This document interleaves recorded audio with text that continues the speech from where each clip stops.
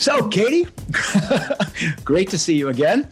I'm really excited to finally catch up on what's going on. We've kind of exchanged a bunch of emails back and forth over the years, but I don't think we had a chance to talk face to face or what now passes for face to face in a while now. I know, it's crazy. I know some of the things you're working on, but for the benefit of everybody else, I'd love for you to give us what by now is probably your quite well-rehearsed elevator pitch of what it is you are working on. Yes. Well, first of all, thank you so much for having me. And it's good to see you again. It's been a while, but here we are this time on Zoom. Yes, my name is Caitie Galhausen, and I am the inventor and founder of Locket, which is a patented phone accessory. Locket is an adhesive card holder for the back of the cell phone that allows you both the convenience of having a wallet while also having the functionality of your phone grip all in the same place. Pre-COVID, we were selling a lot of socket lockets via e-commerce, some smaller brick and mortar stores, and largely in the promotional industry. Obviously, the spring hit and COVID hit, and we had to definitely pivot how we were selling. Obviously, there were no promotional events going on or large company events, anything like that. So that went down to next to none, even though that was our largest source of revenue. Now we're getting into big box retailers. So that's what we're kind of getting into now.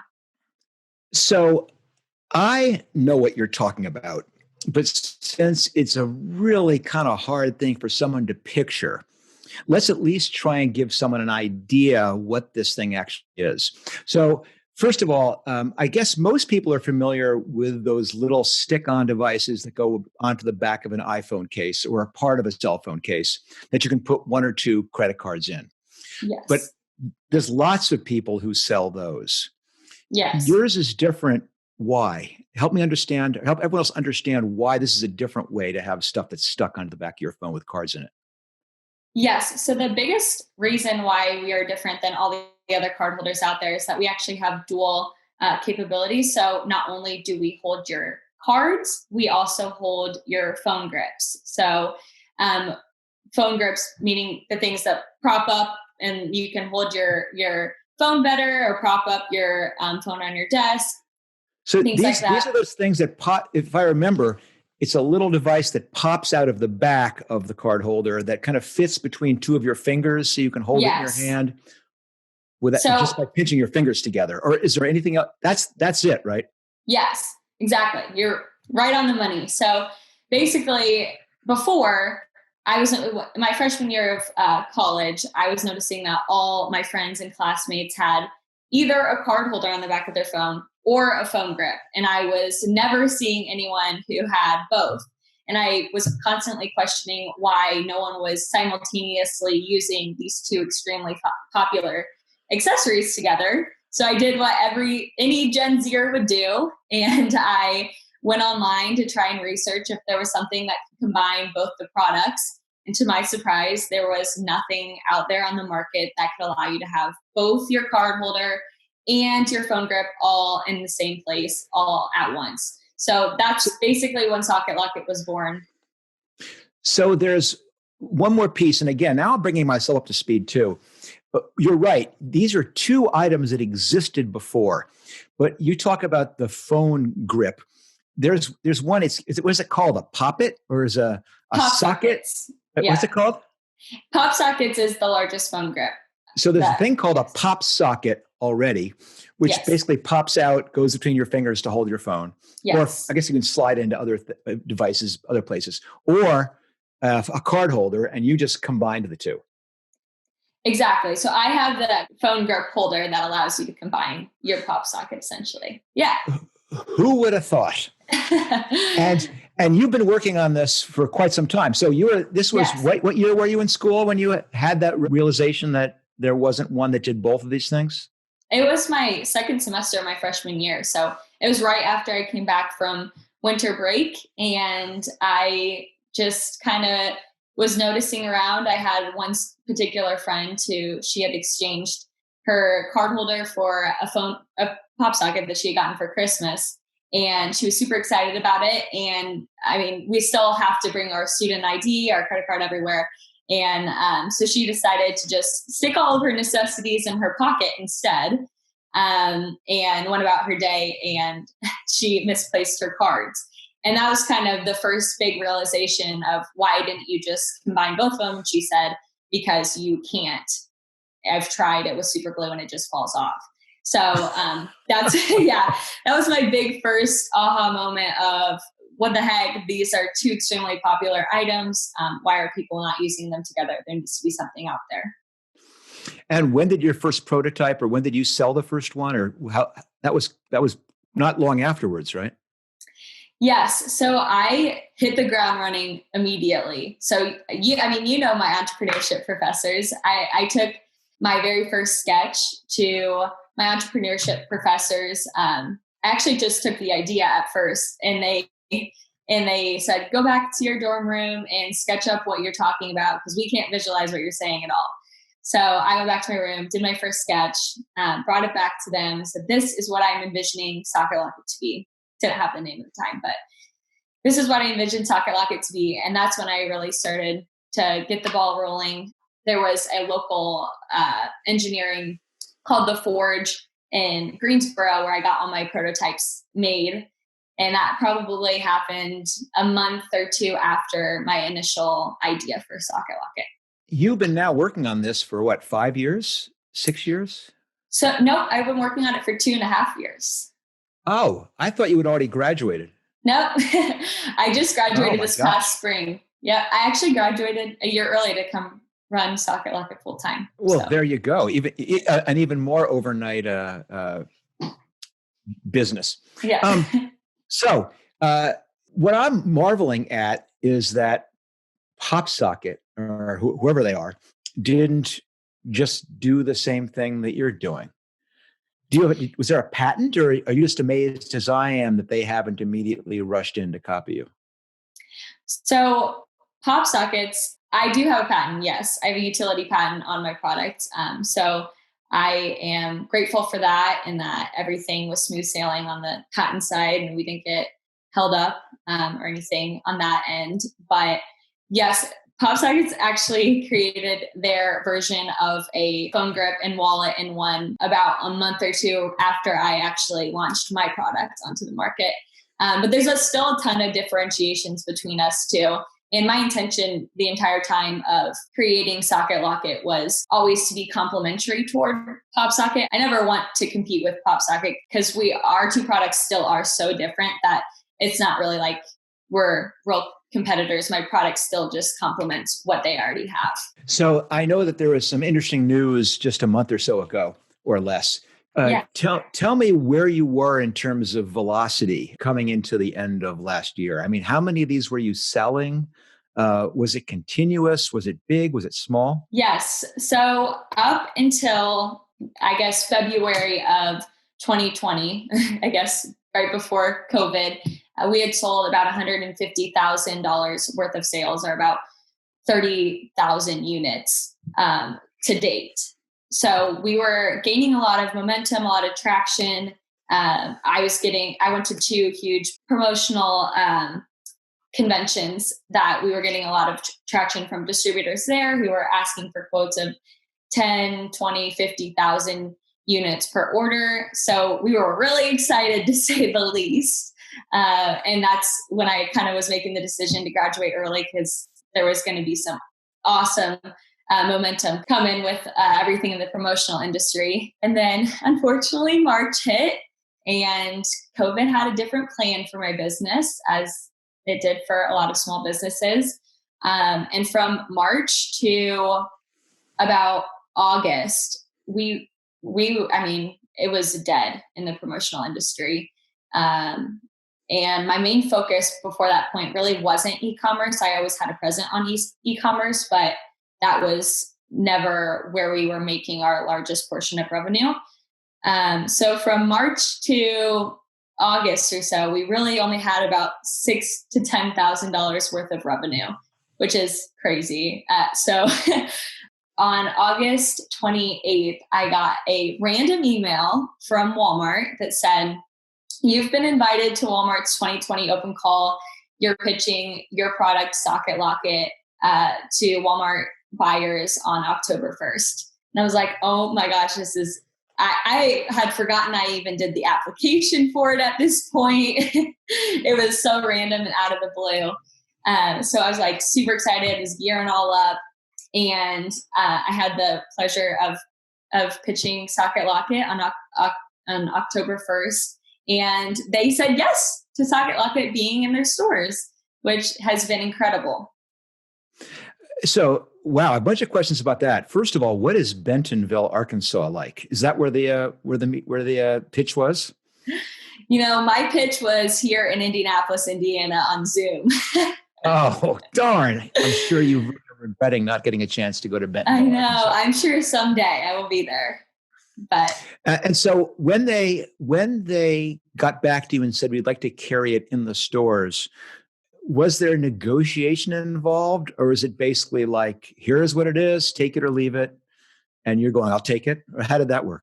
So it was crazy because leading up to that point, largest retailer in the world, I'm just a little small blimp on the map at this point.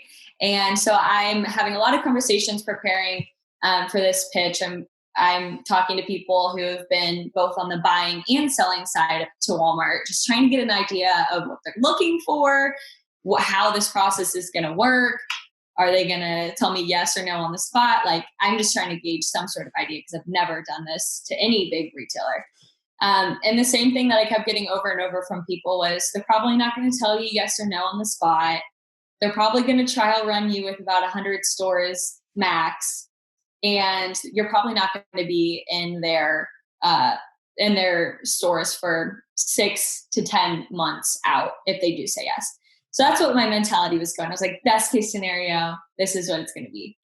And I get in there, and I don't know if you know this, but this is actually a family company. So both me and my mom run this business. But me and my mom were in there pitching, and they cut us off about 3/4 of the way through. And they were like, Caitie, you don't need to keep going. It is a yes from Walmart. We love your product, and we want you in all of our stores by April. And I'm like, okay, so all that just went out the window of what everyone was preparing me for.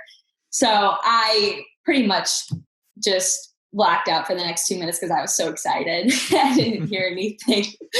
But I was so excited. And yeah, that's kind of just when we started talking about how they were going to market the product and just different pricing and things like that. So there were some negotiation on it. But I think that it was a healthy negotiation because it was awesome because they wanted me just as much as I wanted them, which was great. Is it going to be exclusive, or are you still going to be able to do your 30 and 50,000 unit orders when the world recovers? So they have talked about different options and bundles. But at this point, it's not an exclusive product in Walmart. Wow. So this is an amazing story. So from a crazy dorm room idea to the depths of despair during COVID and saying, why on earth did I drop out of school for this? Not drop out of school. Why did I finish school early for this? And then all of a sudden saved from the jaws of defeat by Walmart, or so it seems. We need to tune in April and see what actually happens. But what can I help you with? So the biggest thing is from August to date, my sales were $150,000 total. And then Walmart is essentially going to be putting a purchase in that's 7 digits. So to say that I needed to scale quickly is an understatement. We had to scale extremely fast. And I think had we had the capabilities of even producing even more than what we can at this point, even though we are going to be producing a lot, I think they would have wanted even more products. So I think for down the road, we're going to have to continue to scale at a steady rate and not just be complacent on what our current capacity is. So my greatest question is, how do I continue to scale my business and get ahead of the curve on cash flow issues, so I'm not just constantly in a cycle of needing more capital? So Obviously, this is a really awesome problem to have. Um, like, Yeah. how do I finance my huge Walmart order? But just to make sure I understand the problem correctly, is it just the wall? Is it basically being able to finance the manufacturing for the products that Walmart wants, but they want more than you believe you can realistically produce in the short term? So you need to be able to be prepared for even more volume in the future. Is that kind of the? Yes. Yeah. So right now we are able to give them what they currently have asked for. But if they want us to continue to grow, we'll have to buy additional molds and hire more people and all those things. And that's just the component of just Walmart, not even factoring in any other customers at all. And tell me briefly, so I can answer this more intelligently, how are you manufacturing them now, or where are you manufacturing, and what does that look like? Yeah, actually, ironically, we are manufacturing about 20 minutes away from my home here, about 45 minutes north of Indianapolis. So very locally, but they're very price competitive. We've done our research with other sourcing, so we're happy it's local. Oh, I was scared about this. You're going to drag me into expressing opinions about things that I don't know anything about. But that hasn't stopped me before. So let's try and wade in. Manufacturing. Oh, one more question. Is being manufactured in the United States a requirement? Is that one of the product aspects that attracted Walmart to you? Do they Yes. care? So the 2020 open call was only for products that were manufactured and produced in the United States. So I think, so obviously, if I hadn't been a US made product, I would have not had that opportunity. So I do need to, I think, stay in the US. You have to manufacture it in the United States. I don't know if that's a requirement of Walmart, but at this point, I've done great here in the US. So I don't think so.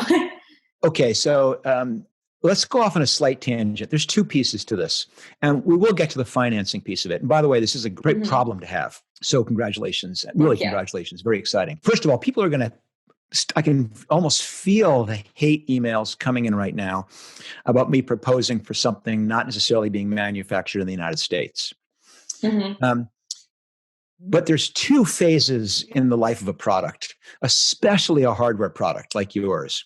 And there's the product market fit phase, where basically you're constantly tweaking. You're saying, is this the right product? Oh, it breaks. I've got to strengthen this. Oh, it doesn't fit in the right pockets. I've got to make this smaller or stronger or larger. And you're playing with it and you're giving it out to customers and you're getting feedback. And those iterations want to take place really, really quickly. I mean, you want that turnaround really fast. And that is not the point where your marginal cost really makes that much of a difference. The numbers are small enough that who cares? And then the advantage of having everything being done 20 miles from your house is huge. Yes. Because they can go, listen, we're just finishing up this mold, Caitie, and we have a question. Can you get down? There's two possible ways to do it. And then 20 minutes later, you have the answer. And you don't care the fact that it's more expensive because it's US labor or more expensive because it's not done at scale. Who cares? It's rapid prototyping. So fantastic. But you're moving into a different phase. What I have found international manufacturing has is not necessarily cost. And it's not necessarily quality. It's rapid scale. And that's a significant difference. And again, with that caveat that I'm speaking about things I don't fully understand because I've never worked in a business which had to manufacture plastic gadgets at the scale that you're talking about. But I've been in some other industries that have gone through this exact same problem. And what you find is they'll have a hit. They're making something, manufacturing it in the United States, and they'll have a hit. And they'll go, we need 10 times what we're currently doing, and maybe even 50 times what we're currently doing. And the manufacturer goes, well, I have 2 more machines that are doing what you need. So I could triple production. Yeah. But then they move to, in this case, the Vietnam or China, and they go, oh, you need 100x? No problem. We can have it on 200 new machines in 2 days. In Yeah. other words, the scale is so dramatic. Yeah. So I don't know whether that applies here, but I do know for someone like yourself who's going to need to go up and down really, really quickly, and where you're trying to ride can I say trend? I mean, I don't know whether Yeah. I mean, that's what it is. you're trying to ride a trend. And basically, if you have total demand for 3 or 4 million of these things, you don't want to have that be 300,000 for 10 years. You want to take Exactly. advantage of it while you can. And that's going to require having some place that's not necessarily just price competitive, but can be volume competitive too. Yeah. So it's certainly something worth pushing on or probing. You can't look a gift horse in the mouth here, but probing Walmart on whether you are a US business. And you can even do the Apple version of designed, in the United States. But if you had the capacity to explore international manufacturing, it would give you probably a price advantage, but that isn't the key thing. It's rapid scaling up and down. Yeah, I've never thought about it that way. You have 4 or 5 different SKUs in Walmart, and they come back and go, SKU number 4 is flying. I need 600,000 of them in 3 weeks. Yeah. A U.S. manufacturer can't do that. A international manufacturer probably can. So Yeah. that's one thing. The second thing is to the degree that you think that made in the USA is important. In other words, I don't know whether that appears on your packaging or appears on the product, or whether you believe that's part of your brand. I would challenge you to test your assumptions. Mm-hmm. Because I have seen firsthand companies who are such big, they go, no, our company is a made in the USA brand. We can't change that. Our customers will kill us. And, had to drag people kicking and screaming to go, let's just try it. Let's just do one line. Let's just see what happens when it bears a made in Vietnam label. Mm-hmm. And doesn't make a difference. And then you gain all the other advantages you have of people with a scale, pricing, experience, mold making. A lot of the things that, the US is just not as competitive in manufacturing. Yeah. Please, no hate. I won't give you hate email. The last thing, and I'll finally get to the thing you actually wanted to talk about, which was some of the financing things, is now, I hate to plant this in your head right when you're still in the throes of excitement about this huge order, but make sure you recognize the unbelievable risk of having 90% of your company's sales, if not 95% of your customer sales, coming from a single customer. Yeah, absolutely. It's run through my head. Don't worry. But at this point, at this stage, I have to focus my efforts on fulfilling this and then see what the future holds and plan for the future. Of course. And I'm not saying don't do it for that reason. I'm just saying that what people will normally tell you, or what you might normally think are important, have to always get put through the filter of what happens. And for example, I did not talk about cost as a factor. Mm-hmm. Flexibility should be your factor. Non-fixed cost assets should be your what you focus on. Mm-hmm. In other words, if you say I need to hire 20 people, pay 50% more if you have the ability to turn a switch and have it all go away. Don't go, if you're going to lease a warehouse to do your final prep or your final manufacturing or your final finish or whatever you're going to do, for God's sake, make sure it's in your lease that you can get out on 30 days notice or 15 days notice or whatever. You pay more for flexibility just so you don't get yourself locked in because of the impact that a single customer can have if they jerk you around. Yeah, no, it's definitely something that you have to think about when you're playing with the largest player in the entire industry. I mean, the risk reward is just tremendous, but So I imagine economically you've already done a lot of research into this, But I'm guessing this for everyone else's sake. What strikes me, there's probably two different things going on simultaneously here. So one is, of course, your product cost. And Mhm. I'm pretty sure that you can take out debt to cover that. Have you already explored that? Yeah, so we're in order to finance, we're doing an SBA loan for financing. Wow, but is that based on the order, or is that just a standard SBA loan? Yes, so that was contingent upon that Walmart placed the order. Because I would also imagine that Blockbuster. God, how did I say Blockbuster? Blockbuster, Walmart, they're all the same. Same thing. That Walmart probably has a lot of lenders that they work with. Yes, they do. Who they can point you to as someone who can basically advance you the money, knowing that Walmart most likely is good for it. Yes. So is the issue then raising money to cover your other operating expenses? So yes, like factoring in lenders, those were all an option when we were thinking about how to actually finance this. The problem is that their rate for borrowing is much higher than an SBA loan or something of that sort. So that's when we decided to not go with the lenders, even though there's tons of them in Bentonville itself. But yeah, our problem is just, I guess, because of the longer terms that Walmart requires, is just being able to ensure that we can pay off all of our suppliers. And then if another purchase order comes in, not having two orders outstanding to all of our suppliers, if that makes sense. In other words, you're comfortable you can borrow the money to fulfill the Walmart order, but trying to say, how do I make sure I have adequate money to manufacture to fulfill other orders? Is that kind of what you're thinking? Yeah, even if other orders, or even another order from Walmart even. So yeah, just making sure that I'm not in the cycle of being out money and then and then another order comes in and still not having the money until I do. Why would you be out money?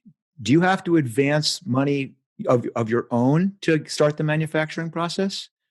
Or is this to do things like molds and some of your them manufacturing expenses? Yes, some things are the expansion of that we're going to have to buy additional molds, and once we start expanding, there's just no way that me and just my mom are going to be able to do this by ourselves. We'll have to hire at least one or two more people, and just making so our suppliers are not on the same terms as what Walmart's terms are for us. So that's where the issue kind of is.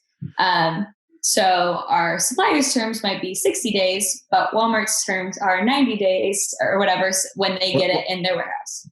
Yeah, and you have to make the molds now and pay the people to make the molds now, for example. But Walmart isn't even going to, the clock isn't going to start ticking on the 90 days for another 90 days. And so what are you considering? Are you considering raising equity? Are you considering borrowing money from other sources? Is that what the SBA loan is going to be for? Yeah, so the SBA loan is to be able to cover expenses from and being able to pay our suppliers for this first upcoming order. But every single time that you want to increase that line, you can't just increase it. You have to reapply for an increase in capital from the SBA loan. So if I wanted to increase it another 100,000, I'll have to go through the process again of applying for the SBA loan, which isn't a problem, but obviously not as good as just having operating capital in the business. But yeah, I think we're going to try to stay away from raising capital for equity. I think that we'll try and have non-dilutive capital if possible. That would be ideal. So yeah, I didn't know if you could speak around that at all. No, I think they're both going to be difficult. Yeah. Let me pause for a second to think. The problem with equity, with dilutive equity, is not necessarily dilution part. It's the fact that you have a fundamental decision about whether this is a long-term company versus a short burst company. And I know you and I think we've even talked about that specific question before when I spoke with you a few years ago. If you raise money via equity, it requires that there be some exit or some long-term dividend. There's some way to pay back someone who owns a percentage of your company. And that just puts a huge amount of pressure on you to have the next product behind this, or to ride this product into the foreseeable future, which would be a little scary if I was you. That actually kind of brings me to another question, because you brought that up, is at what point do you kind of say that it's time to start looking and actually start developing new ideas and new product lines versus just putting your nose to the grindstone and making sure that you successfully bring this one to market and just focusing on what you're currently doing and doing that successfully and being able to differentiate between when you should start exploring? I think you have to be looking at what's next. Or put it a different way, you have to make that decision about what you want to do here, because you are at a crossroads. Because one crossroad is, I'm just going to ride the roller coaster here, which is I'm going to ride out the Walmart order. I'm going to ride out other products, but my company is going to be about this product. And I know it's going to have a half-life. And I know it's going to gradually diminish at some point. And I'm fine with that, provided I've built the company to be fine with that. Yeah. Which means there is no long-term commitments that you're freaked out about, that there's no overhead that requires a constant, or even worse, constant and growing stream of revenue. That's one model. And that would be a perfectly acceptable model for someone like yourself. You go, great, I had a huge hit. I learned an unbelievable amount. It faded, began to diminish. I sold it, and I'm on to my next one. Great. Or you go, no, I think this is a business. I think where this idea came from, I've learned so much about how to develop promotional products, about how to sell promotional products into promotional channels, about et cetera, that I think I'm going to become a promotional products company. Or I'm not sure what that or is, but something like that. Because that does open this up to being a real long-term sustainable company, which does lend itself to more equity financing. Yeah. But if you choose the equity financing, you're committing yourself to a longer-term commitment to sustaining some level of business on into the future. And I think anybody you're pitching it to, other than your uncle or whoever you're, other than friends and family, is going to have a hard time seeing a there unless you can give them confidence this is more than just a one-hit wonder company. Yeah. So you think that more so than me focusing on whether I should be focused on this current product or more developments, my decision should be more of, what do I see this company as? I think you have to decide, what do I see this company as? Because all these decisions you're making are different decisions based on whether this is, I'm going to ride. I can't, people are listening, can't see it. I'm just describing an arc, like a roller coaster. It's going up, and then it's going to go down and down. Maybe not. Maybe I'm totally misjudging the worldwide appetite for phone case holders that also hold credit cards. I just can't believe how long-term sustainable that is. But I'm just saying, I'm not the one who has to be convinced. You're the one who has to be convinced, because If you recognize in advance it's going to go up for another 18 months and then it's going to start diminishing down, or it could go off the cliff down once Walmart says we're on to the next bright, shiny object. Yeah. As long as you're prepared for that, as long as you don't have long-term commitments, as long as you've recognized all along that when it stops, I'm ready for it to stop because I've been building in my systems for it to stop, then that's a fantastic home run. Yeah. But you could also say, oh my gosh, this is the start. With the revenue and the income and the profit that I can make from the Walmart order and from growing this out, I'm going to plow that back into development of manufacturing, of product development, of research, of initial sales, of building up revenue lines around other products. That's a different choice. Yeah. It's a different choice because then you begin saying, maybe it is worth me having the investment in having 3 employees and having a larger office with a 5-year lease, because I really envision us coming out with a huge line of products. I'm just picking an easy to understand fixed cost or semi-fixed cost decision. Yeah, that makes sense. You may not choose to do those things if you go, no, I'm just writing the Walmart order. So everything is variable so that when they say we're done, you go, great, I'm done too. Or you go, no, I'm not done. That's fine. I'm ready for this. I now have 3 or 4 other products in development, which are now going to pick up where this product left off.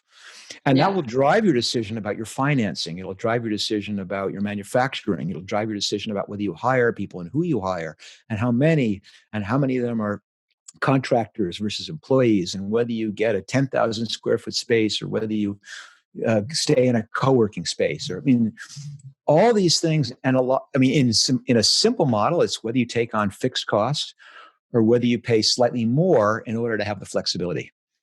And that's going to come from you having your little 2-person offsite, or you take your company out of the kitchen and you go back to the den and say, what is the future of this company? Do I have any more products in me that actually can sustain this into the future?